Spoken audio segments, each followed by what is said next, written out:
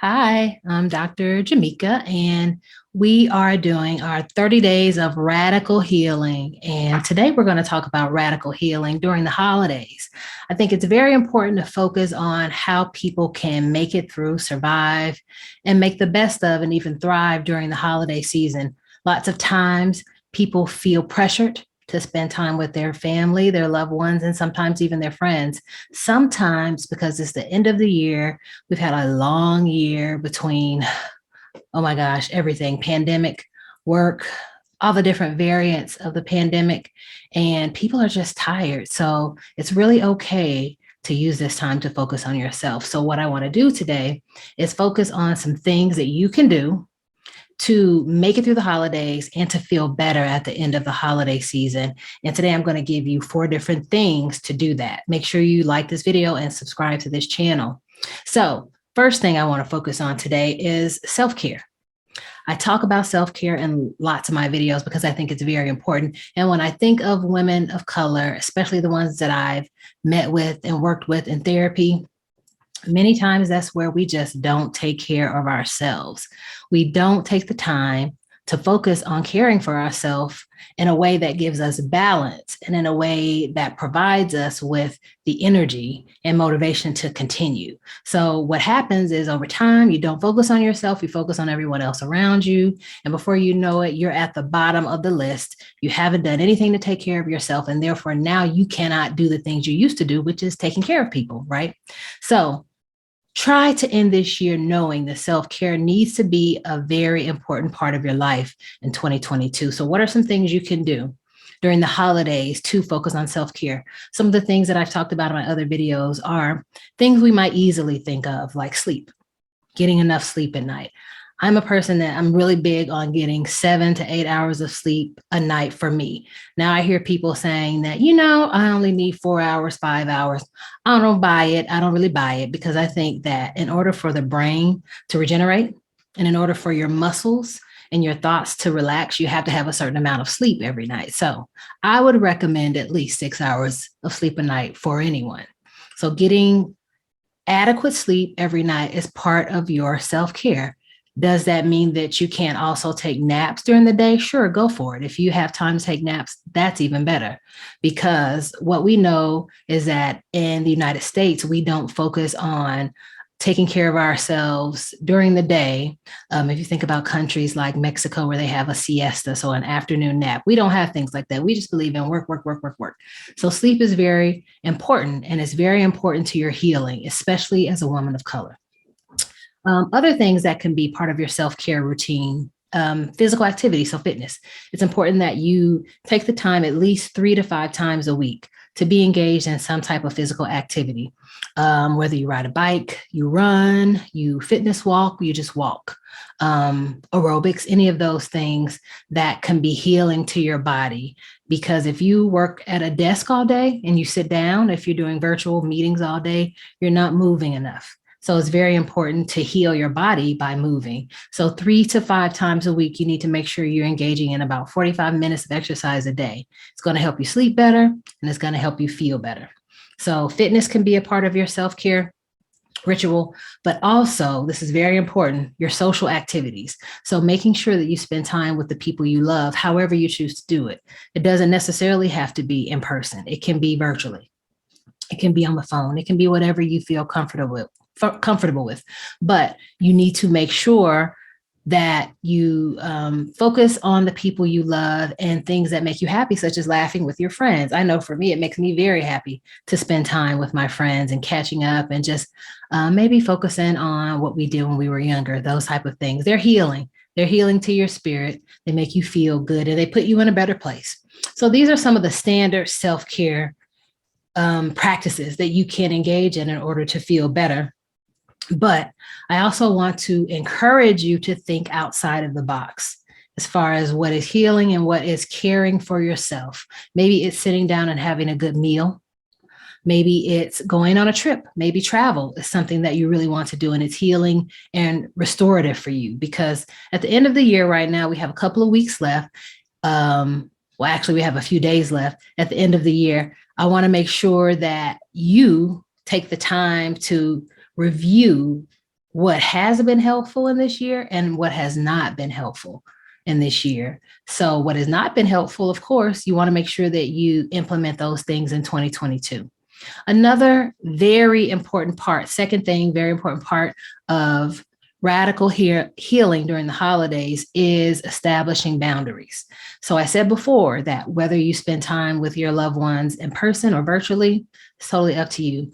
But what I found with individuals is that they have a hard time setting boundaries with their friends and family. So, for instance, if your family wants to see you in person this year, but you don't feel comfortable as a result of the pandemic, and people's risk and mask and vaccination status, then it may be necessary for you to sit this one out and to not be involved in in-person gatherings. And that will be establishing a boundary. You saying, I understand you want me to come and spend time with you, but this year I just do not feel comfortable.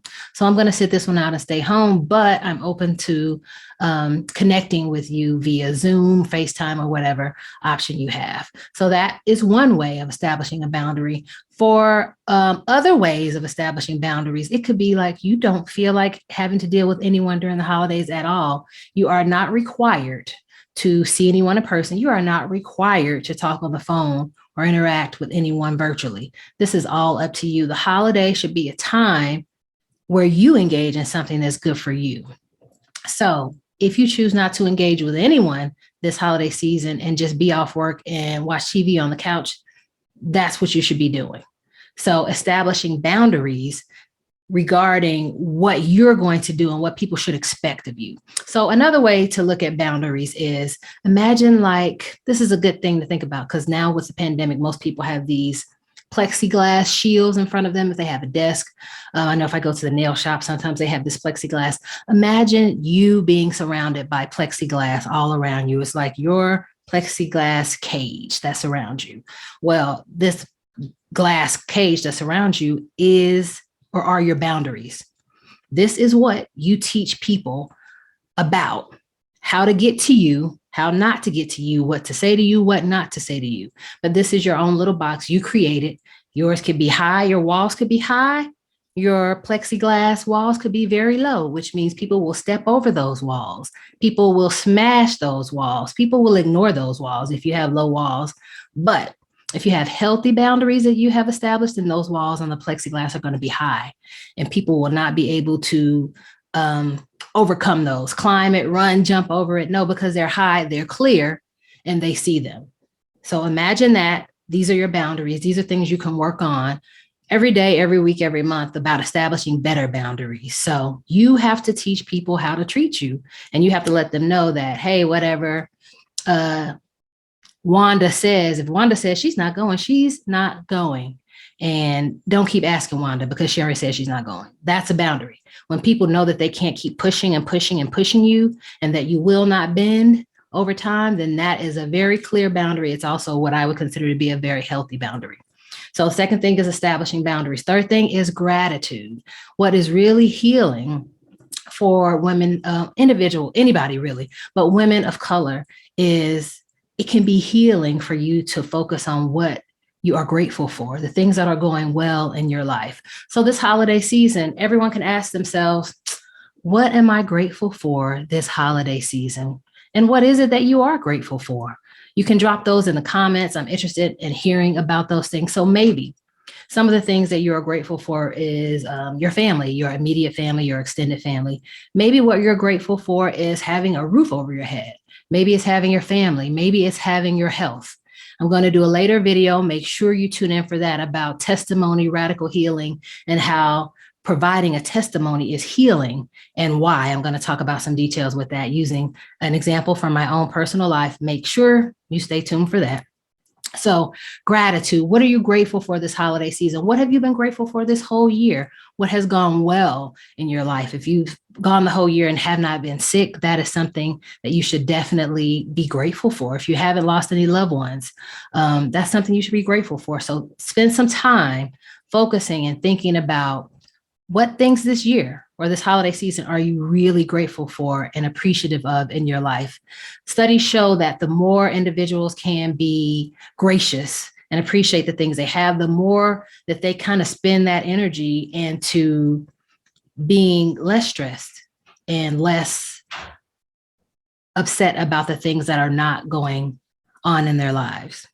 The fourth thing that I want to focus on that's radical healing for the holidays is about meditation. So, how do you meditate during the holidays? There are lots of different ways to meditate during the holidays, but one of the ways that I want to focus on is more of a manifestation meditation. So, how you can begin to think about, imagine, and visualize some of the things that you seek in your life. So let's say, for instance, during the holiday season, you are not surrounded by your family, but you seek to be surrounded by your family or other people that really love and care for you.